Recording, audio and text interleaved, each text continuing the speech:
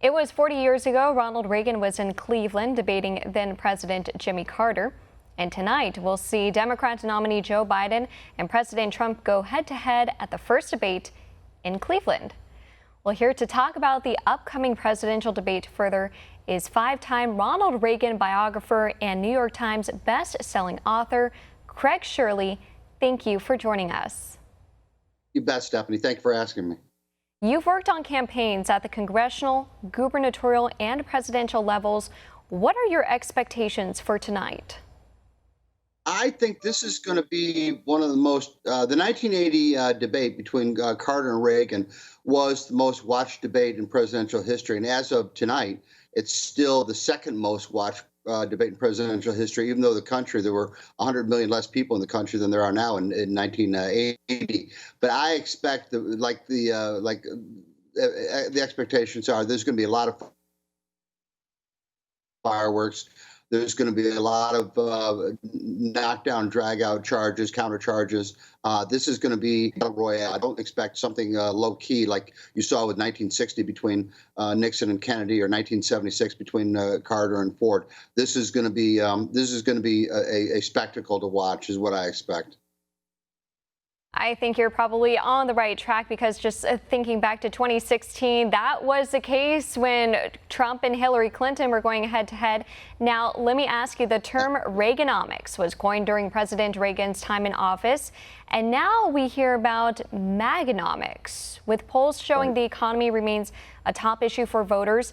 How should President Trump get his message across that he's the better fit in reviving the economy amid the coronavirus pandemic?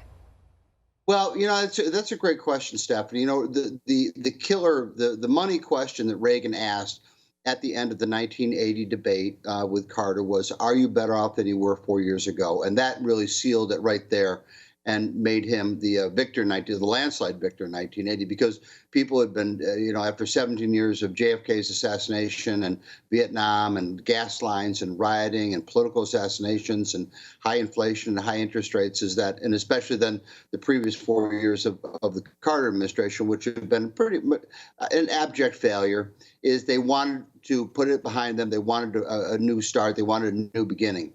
I think that Trump can make a similar argument. Is that, are you better off than you were 4 years ago?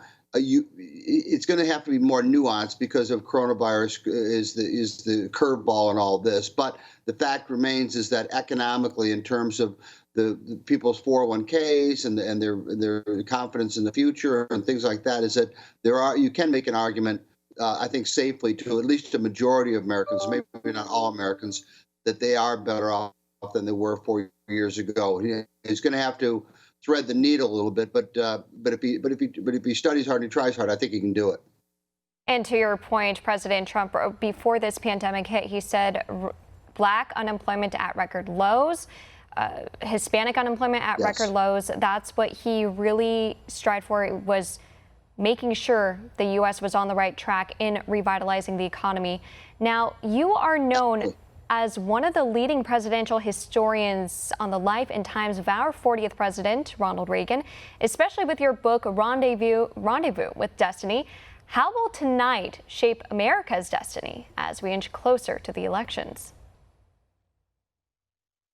These debates have become increasingly important, not necessarily in forcing people to make a decision between the two candidates, but it does sharpen the discussion, and it does get people focused on the fall election. And that in and of itself is important, because then they start paying attention to the issues more closely. They start paying attention to the candidates more closely. They start paying attention to the issues more closely. Is that viewership of news stations goes up, listenership of radio stations goes up, newspaper readership goes up, because they realize the American people vote often, but they consider their vote for president of the United States to be a very, very almost sacred act.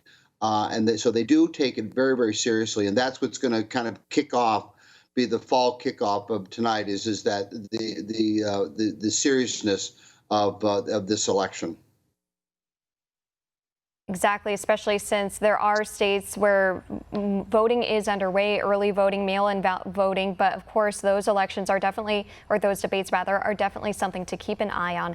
Craig Shirley, Thank you so much again for your time and input. You bet. Thank you, Stephanie.